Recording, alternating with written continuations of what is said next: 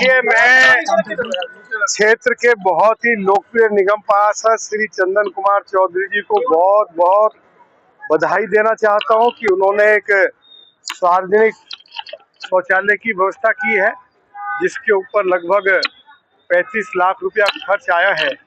और इसके साथ साथ क्षेत्रवासियों के लिए या क्षेत्र में और भी अनेक विकास के कार्य उनके द्वारा किए गए हैं।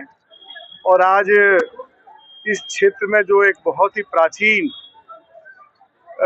अपना शमशान घाट है, उसकी हालत बहुत जर्जर थी। उसके लिए भी इन्होंने 83 लाख रुपया उपलब्ध कराए हैं। लंबे समय से क्षेत्रवासी श्री चंदन कुमार चौधरी जी से मांग कर रहे थे। पीछे में आया था, इन्होंने बहुत सुंदर डिस्ट्रिक्ट पार्क भी बनवाया है, लाइब्रेरी की भी व्यवस्था की है और स्कूल में भी एक अच्छा बच्चों के लिए खेल का मैदान भी विकसित कराया है। जब जब मुझे उनके साथ आने का अवसर प्राप्त हुआ है, कोई ना कोई वो क्षेत्रवासियों के लिए कोई तोहफा उनकी ओर से दिया जाता रहा है। मैंने अपने भाषण में एक बात कही है, चाहे वो संगम विहार विधानसभा हो, चाहे वो देवरी विधानसभा हो, उसकी स्थिति बहुत खराब है। सड़कें टूटी पड़ी हैं, पीने का पानी है नहीं, कोई नया स्कूल नहीं खुला, कोई हॉस्पिटल नहीं बना, कोई डिस्पेंसरी नहीं बनी, कोई बरात घर नहीं बनाया गया, कोई बच्चों के लिए खेल का मैदान विकसित नहीं किया गया, कोई पार्क नहीं बनाया।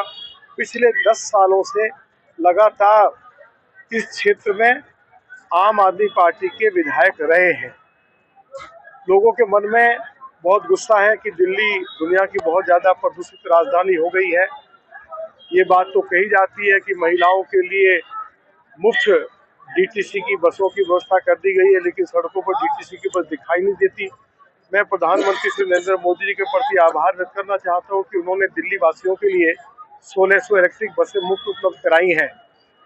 फरवरी में दिल्ली में भाजपा की सरकार बनेगी और हमने लोगों से वायदा किया है कि अभी तक जो 200 यूनिट मुफ्त बिजली मिल रही है, उसको जारी रखा जाएगा। बहुत सारे सरचार्जेस बिजली के उपभोक्ताओं पर लगाए गए, उनको हटाया जाएगा। पीने का पानी मिलता नहीं है। 20,000 लीटर जो मुफ्त पीने का पानी देने की बात तो कही गई है, लेकिन लोगों को 20,000 लीटर पानी मिल नहीं रहा है, क्योंकि जल बोर्ड के पास पानी है ही नहीं। हम 4 घंटे कम से कम अपने क्षेत्रवासियों के लिए स्वच्छ जल की व्यवस्था करेंगे और 20,000 लीटर तक मुफ्त जल की व्यवस्था करेंगे। तीसरी बात जो क्षेत्रवासियों की ओर से निरंतर कही जा रही है कि क्या दिल्ली में जब भाजपा की सरकार आएगी, चाहे वो मुफ्त बिजली हो, चाहे वो मुफ्त पानी हो, चाहे महिलाओं के लिए मुफ्त ट्रांसपोर्ट की व्यवस्था हो, हम इन तीनों सुविधाओं को कहिए या योजनाओं को कहिए, इनको जारी रखेंगे। दिल्ली में हर तरफ ये शिकायत है कि राशन कार्ड नहीं बनाए जा रहे हैं, आयुष्मान भारत योजना लागू नहीं हुई है, ओल्ड एज पेंशन नहीं मिल रही है, पीएम विश्वकर्मा योजना ठीक से लागू नहीं हो रही है। तो हमने दिल्ली वासियों से वायदा किया है कि हम प्रधानमंत्री आयुष्मान भारत योजना को लागू करेंगे। हमारे बुजुर्गों को, जो हमारे वरिष्ठ नागरिक है, जिनकी उम्र 70 साल से ज़्यादा है, चाहे वो अमीर है चाहे गरीब है, सभी को 5 लाख रुपए तक मुफ्त इलाज की सुविधा मोदी जी की सरकार की ओर से मिल सके। जिनकी उम्र 70 साल से कम है, उनको भी गोल्ड कार्ड बनवाकर उनके लिए भी यदि कोई व्यक्ति बीमार हो जाए तो दिल्ली के प्राइवेट हॉस्पिटल्स में, नर्सिंग होम्स में 5 लाख रुपए तक की इलाज की मुफ्त व्यवस्था होगी। ओल्ड एज पेंशन शुरू की जाएगी, राशन कार्ड बना के दिए जाएंगे और विश्वकर्मा योजना को ठीक से अमल में लाया जाएगा। क्षेत्र की सड़कों को ठीक किया जाएगा।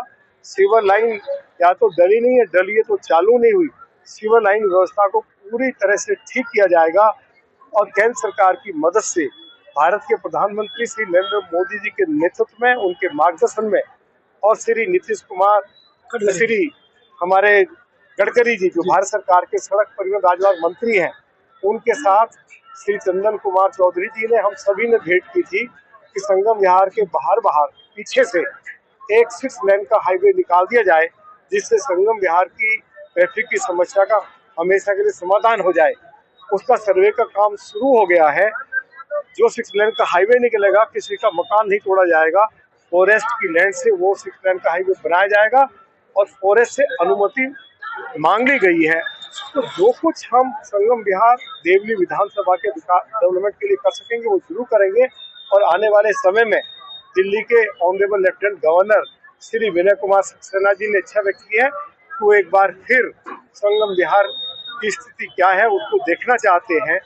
और संगम विहार में जो डीडीए की या ग्राम सभा की जमीन खाली पड़ी है वह जमीन स्कूल, हॉस्पिटल, पार्क, खेल के मैदान के लिए आरक्षित कर दी जाए, या कोई वाटर ट्रीटमेंट प्लांट लगाना पड़े, सीवेज ट्रीटमेंट प्लांट लगाना पड़े, उसके लिए आरक्षित की जाएगी और किसी काम में उसको नहीं लाया जाएगा। किसी भू माफिया को उस खाली जमीन पर कब्जा कर उसको बेचने की अनुमति अब नहीं होगी। उस पूरी जमीन का इस्तेमाल क्षेत्रवासियों की भलाई के लिए, नागरिक सुविधाएं उपलब्ध कराने के लिए किया जाएगा।